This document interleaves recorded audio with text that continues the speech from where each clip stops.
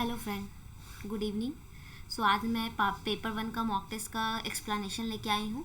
ठीक है, मैंने आज कोई वीडियो नहीं दिया था क्योंकि ऑलरेडी मैंने आप लोगों को एक टास्क दिया हुआ था जिसमें आप लोगों को ये बताना था कि कैसे हमें पेपर 1 मतलब 1A और 1B का सारे 2000 कुछ प्रीवियस ईयर क्वेश्चन से सारा खोज करके बनाना था। बन रहा है या नहीं ये चेक करना था। आई होप सबने किया होगा एंड जिन लोगों ने नहीं किया है प्लीज़ करो, ये आपके बेनिफिट के लिए ही मैं बोल रही हूँ। ओके, सो चलो स्टार्ट करते हैं। सबसे पहला क्वेश्चन है, Purva Mimamsa of Indian philosophy belongs to. Friends, अगर हम लोग बात करें पूर्व मीमांसा ऑफ इंडियन फिलोसफी तो याद करो मैंने बताया था कि इंडियन फिलोसफी किस में डिस्ट्रीब्यूट होता है, आस्तिक और नास्तिक। आस्तिक मतलब जो वेदों को मानता है और जो नास्तिक है वो वेदों को नहीं मानता। पर आस्तिक में भी मैंने हम लोगों ने दो पार्ट में बात किया था। कौन सा? एक एथिस्टिक और एक थीस्टिक। ठीक है, एथिस्टिक क्या है? जो गॉड को रिजेक्ट करता है, और थीस्टिक क्या है? जो गॉड को एक्सेप्ट करता है। ठीक है, जो गॉड को एक्सेप्ट करता है वो थीस्टिक, और थीस्टिक के अंदर ही हम लोग पढ़े थे योगा, पूर्व मीमांसा और वेदांता। तो अब यहाँ पे देखो, यहाँ पे हमारे पास थीस्टिक भी है और आस्तिक भी है। ठीक है, बट हमसे क्या पूछा है? स्पेसिफिकली पूछा है कि पूर्व मीमांसा किस में आता है, तो इसीलिए आंसर क्या होगा? थीस्टिक होगा, क्योंकि आस्तिक के अंदर तो एथिस्टिक भी आता है और थीस्टिक भी आता है, बट होना क्या चाहिए था? थीस्टिक, तो इसीलिए थीस्टिक होगा। ठीक है, तो इसका आंसर क्या है? थीस्टिक। नेक्स्ट चलते हैं। नेक्स्ट बोल रहा है फाउंडर ऑफ सामाख्या फिलोसफी। तो ये बहुत आसान था, सिर्फ सेज तो आगे साधु को बोलते हैं, तो इसीलिए आंसर क्या होगा इसका? कपिला। ये भी बहुत आसान था। अब थ्योरी ऑफ कॉजेजन इन सामाख्या का क्या मतलब है? तो फ्रेंड देखो, थ्योरी ऑफ कॉजेजन इन सामाख्या का मतलब क्या था? हम लोग पढ़े थे, थ्योरी ऑफ कॉजेजन का मतलब है कि क्या इफेक्ट जो है पहले से एग्जिस्ट करता है कॉज में। अगर करता है तो वो क्या होगा? सत्य कार्यवाद, और अगर नहीं करता है तो वो क्या होगा? असत्य कार्यवाद। लेकिन यहाँ किसकी बात की जा रही है? सामाख्या की, और सामाख्या में क्या होता है? सत्य कार्यवाद। ठीक है, अब बाकी की बात करते हैं। प्रतीत समुत्पाद क्या है? ये बुद्धिज्म में आता है, जिसका क्या मतलब है? जिसका मतलब है कि डिपेंडेंट ऑरिजिनेशन है ना, ये है तो वो है तो ये, यानी कॉज और इफेक्ट किसी न किसी मतलब कुछ है तभी कोई कारण है। और गुणाज ऑफ प्रकृति तो हम जानते हैं सत्व, रजस और तमस। ठीक है, नेक्स्ट चलते हैं। नियरनेस बिटवीन प्रकृति एंड पुरुषा कॉजेस।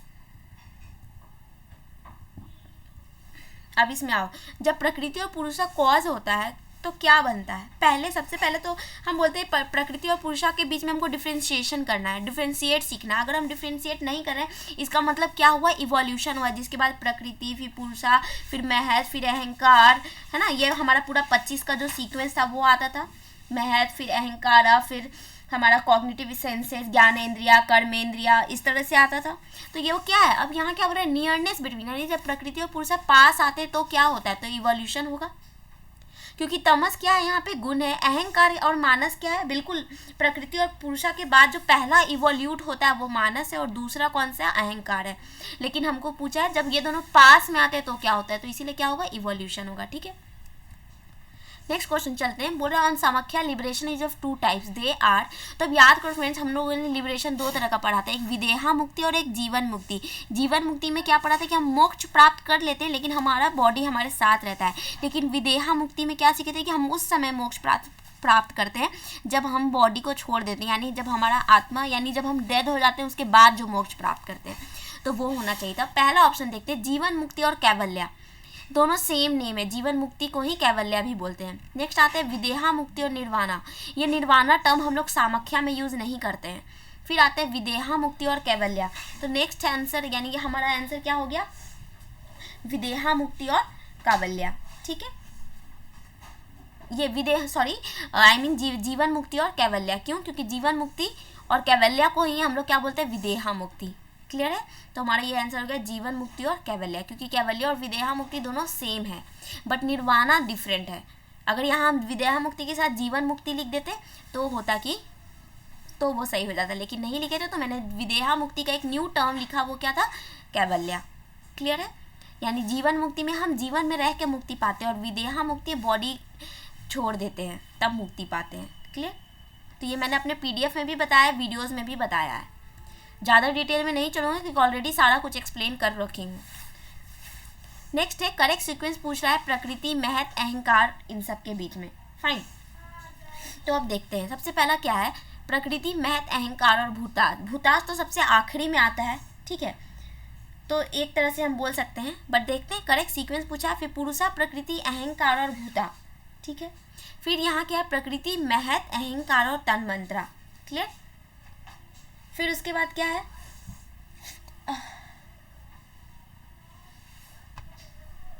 और फिर है प्रकृति, अहंकार, भूत और तन्मंत्रा। तो अब देखते हैं, याद करो फ्रेंड्स, सबसे पहला हमारा क्या था, प्रकृति था, ठीक है, पुरुषा सबसे पहला, तो यहाँ पुरुषा तो लिखा नहीं है, तो आगे बढ़ते हैं। पुरुषा के बाद था प्रकृति, ठीक है, प्रकृति, ठीक है, प्रकृति के बाद महत आता है, महत, ठीक है, फिर अहंकार आता है, ठीक है, अहंकार के बाद हमारा तन्मंत्र आ जाता है, ठीक है, फिर उसी में ज्ञानेंद्रिय और कर्मेंद्रिय आता है, भूता सबसे आखिरी में आता है, तो इसलिए हमारा करेक्ट सीक्वेंस क्या होगा, सी होगा, ठीक है, जो 25 एलिमेंट का हम लोग सीखते हैं। अब नेक्स्ट क्वेश्चन देखते हैं, क्या बोल रहा है, पुरुषा इज अल्टीमेट रियलिटी और पुरुषा is the substratum of all the pleasures and pains, ठीक है, क्या बोल रहा है, पुरुषा ही जो है वो सबसे परम सत्य है, बिल्कुल सामख्या बोलता है, क्योंकि पुरुषा हाईएस्ट पोजीशन में अगर हम वो पहुंच गए तो कॉन्शियसनेस ये सब परम सत्य पहुंच गए। लेकिन क्या पुरुषा के कारण ही सारा प्लेजर और पेन है, नहीं, क्योंकि पुरुषा क्या है, नाइदर कॉज नॉर इफेक्ट, लेकिन पुरुषा क्या है, कॉज ओनली, है ना, तो इसलिए पुरुषा के कारण नहीं है, प्रकृति के कारण सारा कॉज है। तो पुरुषा का ये वाला जो लाइन है वो किसके लिए होना चाहिए था, प्रकृति के लिए, यानी अगर लिखता है Prakriti is the substratum of all the pleasures and pain, तो हम उसको सही बोल सकते थे। तो उसके अनुसार यहाँ क्या होगा,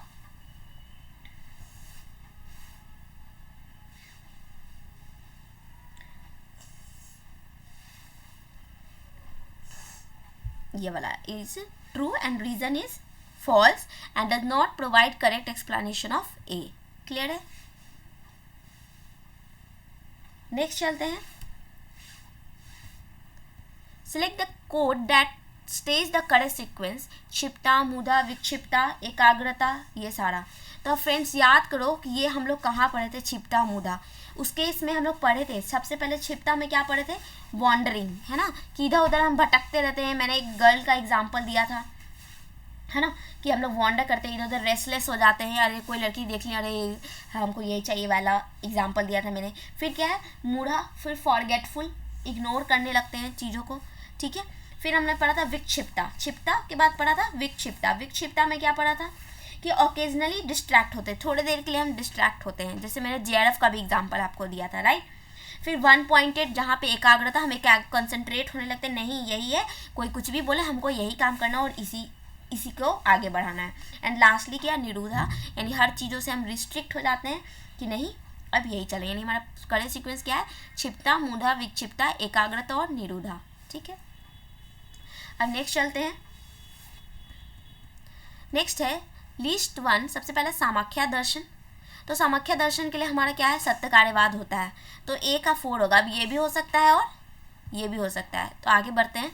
नेक्स्ट है हमारा क्या, द्वैत वेदांता, ठीक है, तो अभी द्वैत वेदांता के बारे में नहीं पता, तो आगे बढ़ते हैं। फिर है अद्वैत वेदांता, ठीक है। अब अद्वैत वेदांता के लिए याद रखो, तो अद्वैत वेदांता के लिए याद रखो, हम लोगों ने क्या पढ़ा था, नॉन प्री एग्जिस्टिंग कॉज, यानी कि पहले से कॉज जो है इफेक्ट में प्रेजेंट नहीं है ना, तो हम लोग उसके लिए कौन सा टर्म यूज किए थे, विवार्तावाद, जैसे यूज किए थे ना, सत्य कार्यवाद, असत्य कार्यवाद। फिर सत्य कार्यवाद में हम लोग याद 2 टर्म यूज किए थे, एक यूज किए थे परिणामवाद और एक यूज किए थे विवार्तावाद, है ना। तो सत्य कार्यवाद का ये अद्वैत वेदांत, यानी C का 2, तो ये गलत हो गया, मेरा क्या हो गया ये। अब देखते हैं द्वैत वेदांता, तो द्वैत वेदांता के लिए हम लोग क्या पढ़ते हैं, सद सत्य कार्यवाद। सद सत्य कार्यवाद क्यों, क्योंकि याद करो मैंने बताया था वहाँ पे द्वैत वेदांता में, जिसमें असत्य कार्यवाद के लिए जहाँ पे हम लोग बोलते हैं कि विवार्तावाद बोलते हैं, है ना, और उसी को अगर द्वैत वेदांता में बोल रहे हैं तो सद सत्य कार्यवाद बोलते हैं, राइट। और न्याय दर्शन के लिए क्या हो जाएगा, असत्य कार्यवाद, क्योंकि वो नहीं मानता है। न्याय दर्शन किस में आएगा, असत्य कार्यवाद, यानी वो non existing pre existing cause को नहीं मानता है, क्लियर। नेक्स्ट क्वेश्चन चलते हैं, कंसीडर असर्शन एंड रीजनिंग। ये पहला क्या, ब्रह्मन इज अभिन्न निमित्तोपदन कारण ऑफ जगत, और रीजन क्या, there is nothing other than Brahman, यानी ब्राह्मण जो अभिज्ञान नित्यो पदार्थ कर्दन है और ब्रह्म के अलावा कुछ नहीं है, क्लियर। यानी ब्राह्मण ही जो है अकॉर्डिंग टू ये जो बोल रहा है, ब्राह्मण यानी किससे आ गया ये टर्म, तो ये टर्म हमारा किससे आ गया, बुद्धिज्म से आ गया, राइट। तो बुद्धिज्म में बुद्धिज्म कह रहे हैं वेदांता से आके, क्योंकि वेदांता में ही हर कुछ ब्राह्मण है, तो इसीलिए ये एकदम सही है, अभिन्न निमित्तो। और दूसरा क्या बोल रहा है, ब्रह्म के अलावा और कुछ नहीं है, तो ब्राह्मण के अलावा कुछ भी नहीं है, तो सही है, क्योंकि ब्राह्मण ही सारा कुछ है, हर कारण है जगत का, तो इसीलिए both A and R true और reason is the correct explanation of A. ठीक है, अब नेक्स्ट क्वेश्चन है, द वर्ड शायद इन जैन शायदवादा इम्प्लाइज, यानी जैन शायदवादा में वर्ड शायद का क्या मतलब है, शायद है ना, जैसे हम लोग पढ़ते हैं ना, शायद न अस्ति, शायद अस्ति, यानी शायद ये हो सकता है, शायद ये नहीं हो सकता, यानी क्या डाउटफुल तो नहीं, कंडीशनल यस का लगाते हैं, हाँ शायद यस, कंडीशनल यस, तो आंसर क्या होगा हमारा इसका, कंडीशनल यस। ठीक है, नेक्स्ट चलते हैं, तो ये बहुत आसान था, क्या प्रकृति क्या है, मेरा क्या है बताओ, एक्टिव एलिमेंट है, क्योंकि वही सबका कारण है, तो ए का तो 2 होगा, आप सर्च कर लेते हैं, ए का 2 एक ही में है, तो हमारा यही होगा, पर देख लेते हैं आगे। फिर पुरुषा क्या है, पैसिव, तो बी का 1 सही है। सी महत, सबसे पहला अगर हम लोग उसको याद करें, जो 24 एलिमेंट था वो क्या था, पुरुषा, प्रकृति, महत और अहंकारा, तो महत में क्या है, सी का 4 फर्स्ट इवोल्यूशन, सबसे पहला इवोल्यूशन है, क्योंकि जब पुरुषा और प्रकृति नियर आते हैं तो अब इवोल्यूशन होता है, और सबसे पहले कौन आता है, तब आता है हमारा महत आता है, बुद्धि आता है, तो इसीलिए फर्स्ट इवोल्यूट है, और फिर अहंकारा क्या है, सेकेंड इवोल्यूट है। ठीक है, फिर which one of the following theory of khyati illustrates that khyati is non apprehension of the distinction between to, एक सेकेंड फ्रेंड्स, उसको साइड कर दो ना,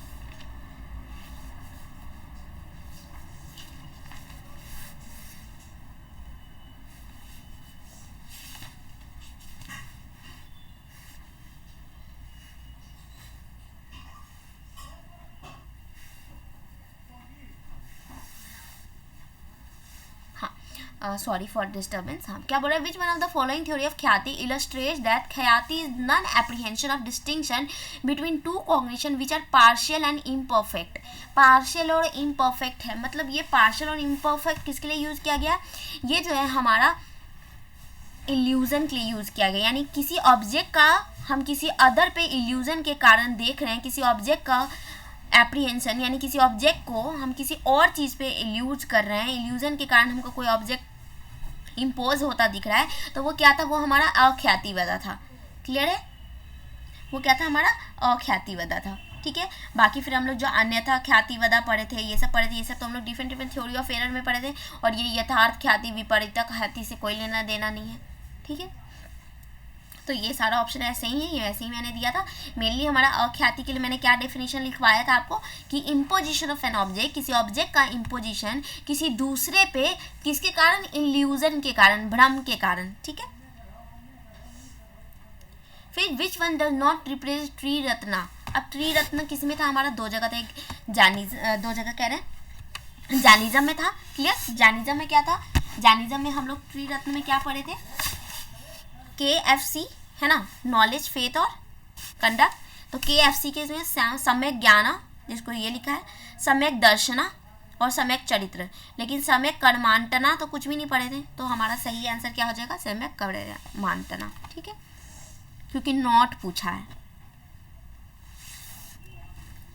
नेक्स्ट चलते हैं, पूछा Buddhist advocates the following except, Buddhism में एक चीज़ होता है, एक को छोड़ के सारा कुछ है, वो क्या है, तो सबसे पहला मध्यम प्रतिपदा, बिल्कुल मिडिल पाथ होता है, हम लोग न बहुत अच्छा न बहुत बुरा, हम लोग मिडिल में चलते हैं।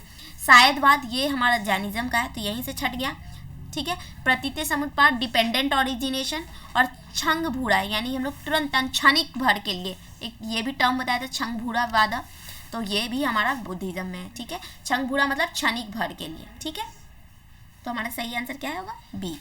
नेक्स्ट चलते हैं, sequence of the process of bondage and releases of जीवा अकॉर्डिंग टू जैनिज्म इज, अब यहाँ पे याद करो फ्रेंड, यहाँ पे मैंने आपको बताया था अर्शद द्वार से पहले हमारा सारा बुराइयाँ घुसता है, पर हम उस अर्शद द्वार को रोकते हैं, बंद करते हैं। क्लियर, उसके बाद अर्शद द्वार से जब हम लोग रोकते हैं तो क्या होता है हमारा,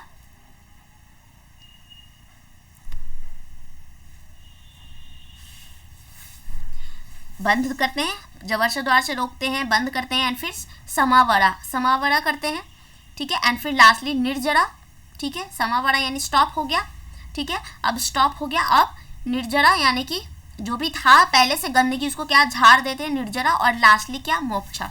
तो हमारे लिए आंसर क्या हो गया, ये अर्शव बंद, पहले इन्फ्लक्स कार्मिक बॉन्डेजेस को अर्शव द्वार से जाता है, फिर इसको स्टॉप करते हैं, समावरा स्टॉपेज, ठीक है, फिर लास्टली निर्जरा में जो भी ऑलरेडी पहले से था उसको डिलीट करते हैं, एंड फिर मोक्ष।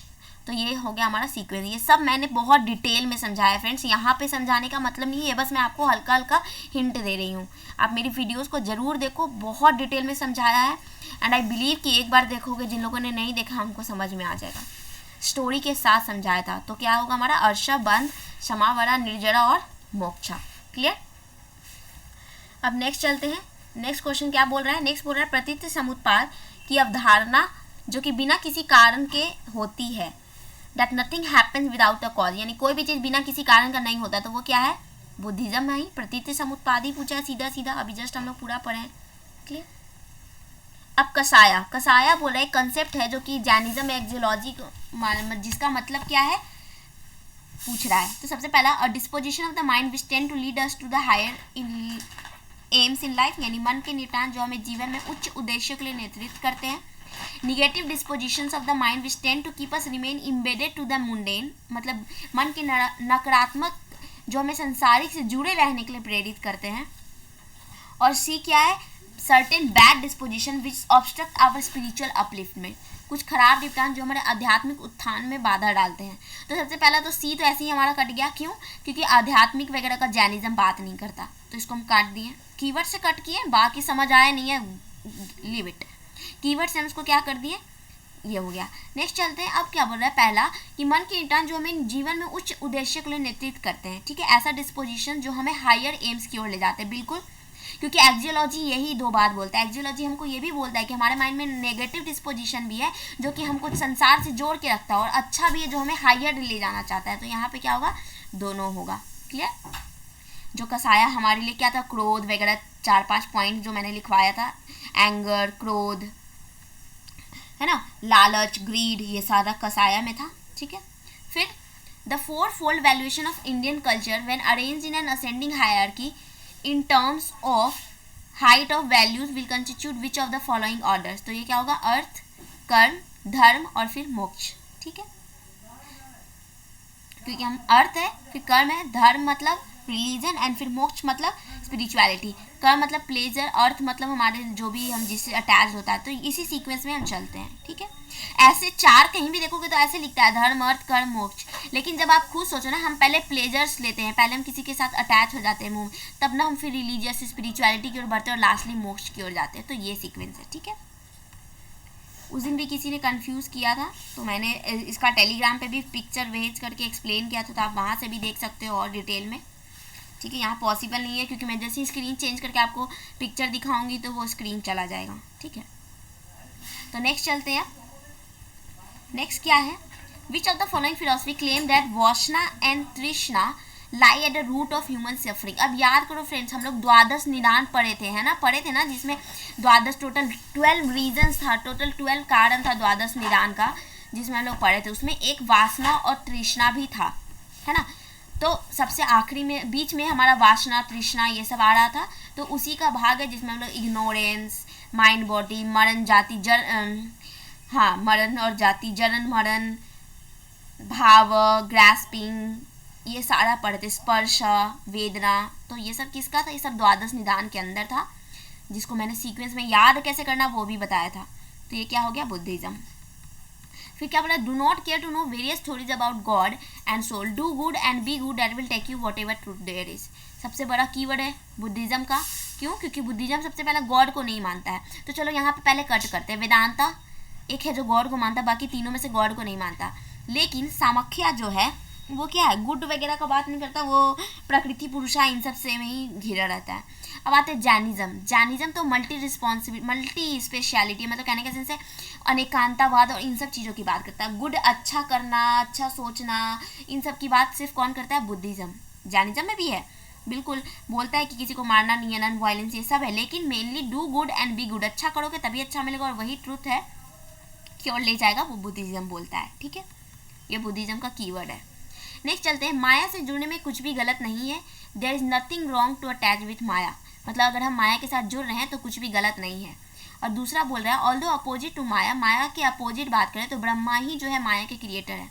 तो ये तो सही बात है, ब्रह्म ही जो है, भगवान ही जो है वो माया को बनाया है, ये वेदांता बोलता है। लेकिन साथ ही साथ वेदांता ये भी बोलता है माया हमको किसकी ओर ले जाता है, इल्यूजन्स की ओर ले जाता है, इग्नोरेंस की ओर ले जाता है, जिसके कारण हम मोक्ष की तरफ नहीं जाके भटकने लगते हैं। तो ये पहला लाइन क्या है, गलत है, यानी कि ओनली कौन सा सही है, रीजनिंग ट्रू है। ठीक है, फिर नेक्स्ट चलते हैं,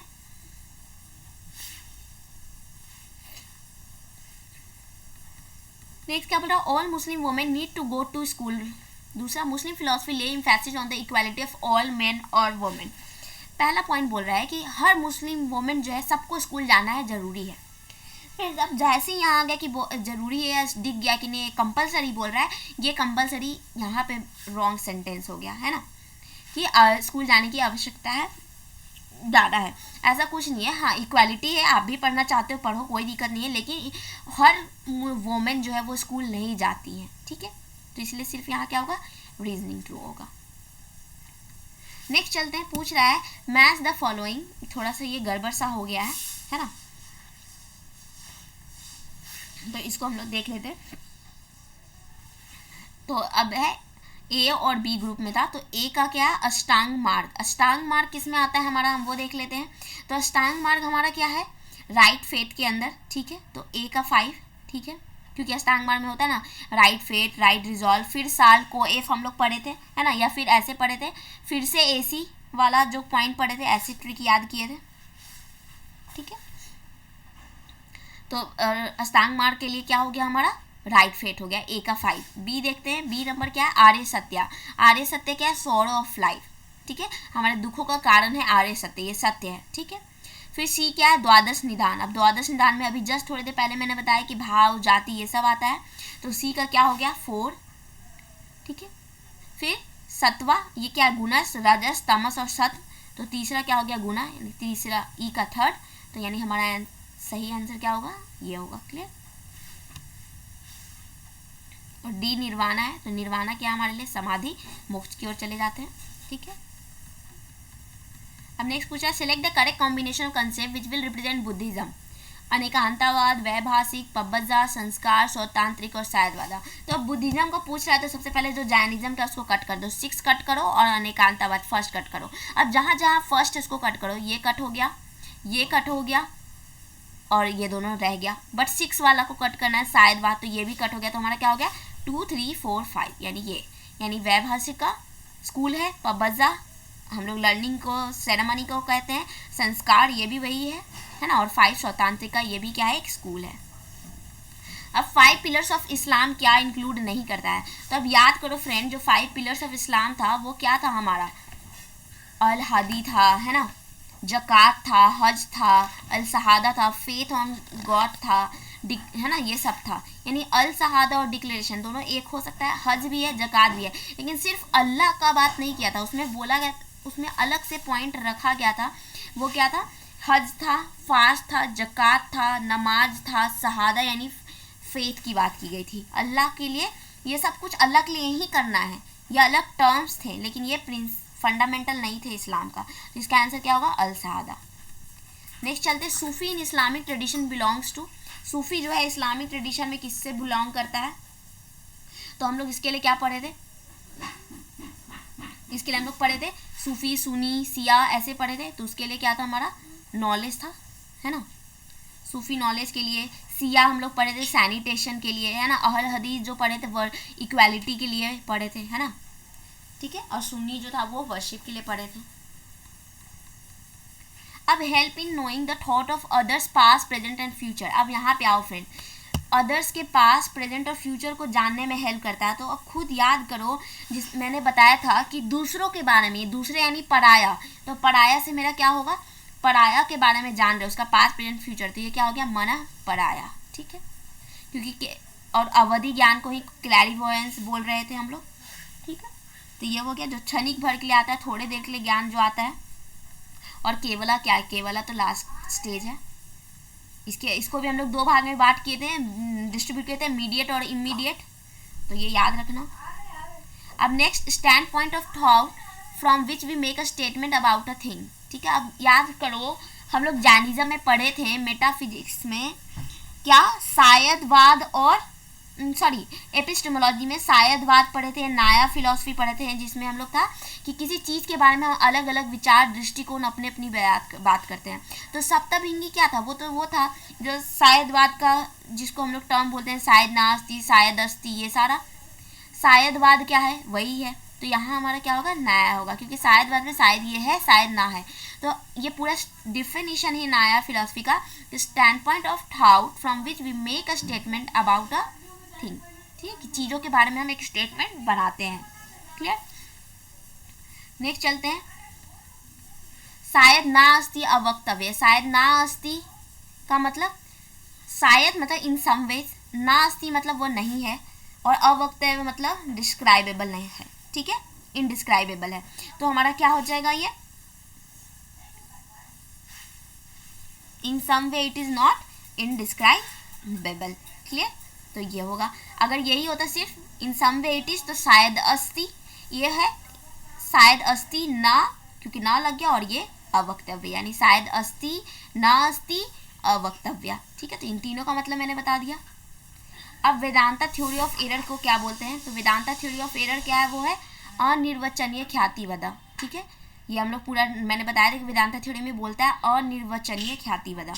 क्या है तीनों का एक्सप्लेनेशन फ्रेंड्स, बताएंगे तो बहुत टाइम लग जाएगा, तो इसको आप लोग मेरे वीडियोस में देख लेना, मैंने स्पेशली इसके लिए बनाया था। अब remove the ignorance about an object और अनकवर्स इट। तो यहाँ पे मैंने दो तरह का बताया था, एक फला व्याप्ति बताया था और एक वृत्ति व्याप्ति बताया था। ठीक है, और फला व्याप्ति को ही आभास व्याप्ति कहा था, भाषा व्याप्ति कहा था। तो वृत्ति व्याप्ति के बारे में बोला था कि वो क्या है, इग्नोर करता है या रिमूव करता है ऑब्जेक्ट को, अनकवर करता है। ठीक है, और इसमें क्या बोला था कि ये रिफ्लेक्शन है ऑफ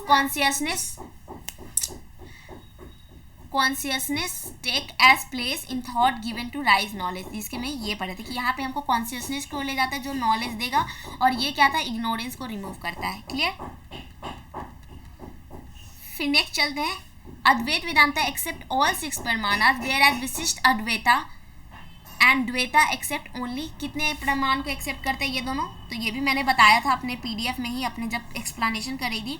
तो ये लोग सिर्फ 3 प्रमाणों को एक्सेप्ट करते हैं, पहले 3 जो है वो कौन कौन से, परसेप्शन इन्फरेंस वाला जो प्रमाण है उसमें से सिर्फ 3 को एक्सेप्ट करते हैं। ठीक है, नेक्स्ट चलते हैं, शुद्ध अद्वैता फाउंडर। शुद्ध अद्वैता के फाउंडर कौन है, तो हम लोग सारा पढ़े थे, है ना, कि अगर बात करें माधवाचार्य किसके थे, तो उसका भी हम लोग पढ़े थे। द्वैता वेदांता के माधवाचार्य थे। रामानुजा किसके थे, विशिष्ट अद्वैता के थे। वल्लभाचार्य किसके थे, शुद्ध अद्वैता के। और निम्बार्का किसके थे, द्वैत अद्वैता के। क्लियर। माधवाचार्य किसके थे, द्वैत वेदांता के। रामानुजा विशिष्ट अद्वैता के। वल्लभाचार्य शुद्ध अद्वैता के। और निम्बार्का किसके थे, द्वैत अद्वैता के। क्लियर है। अब लास्ट, मेटाफिजिक्स थ्योरी ऑफ कर्म प्रबद्धा कर्म मीन्स, अब याद करो फ्रेंड्स, हम लोग 3 तरह का कर्म पढ़े थे, है ना, एक प्रेजेंट लाइफ, एक प्रीवियस लाइफ, इस तरह करके हम लोग 3 कर्म पढ़े थे, है ना। तो उस 3 कर्म की अगर हम लोग बात करें तो उसमें प्रबद्धा कर्म जो था वो हमारा कौन सा कर्म था, तो वो हमारे जो result of previous life to bear in present life, पुराने लाइफ का जो भी हम लोग पीछे कर्म में जो भी किए हैं उसका हमें इस लाइफ में जो भोगना था या जो भी था वो उसको बोलते हैं प्रबद्धा कर्म। क्लियर है। तो आई होप आप लोगों को ये क्लियर हो गया होगा सारा कुछ कि कौन सा क्या है क्या नहीं है। क्लियर। तो ये हमारा टोटल 35 क्वेश्चन था, देख लेते हैं सही है या नहीं, कहीं कुछ गड़बड़ तो नहीं है, ये भी चेक कर ही लेते हैं। हाँ, तो बिल्कुल सही है, सारा क्वेश्चंस मैंने सही एक्सप्लेन किया है। भाई मैं भी टीचर हूँ, थोड़ी ना मुझे पता है। इंसान ही हूँ, टीचर बाद में, पहले इंसान हो सकता है, गलती हो सकता है, तो नहीं, मैंने सारा जगह सही एक्सप्लेनेशन दिया है। तो आप लोग इसको एक बार अच्छे से फिर से देखना, सारा क्लियर है तो आप लोगों को क्लियर हो जाएगा वो। मैंने ये टोटल 35 क्वेश्चंस को एक्सप्लेन किया है, ठीक है। किसी में भी कुछ भी डाउट हो, हर एक क्वेश्चन को मैंने एक्सप्लेन कर रखा ऑलरेडी मेरे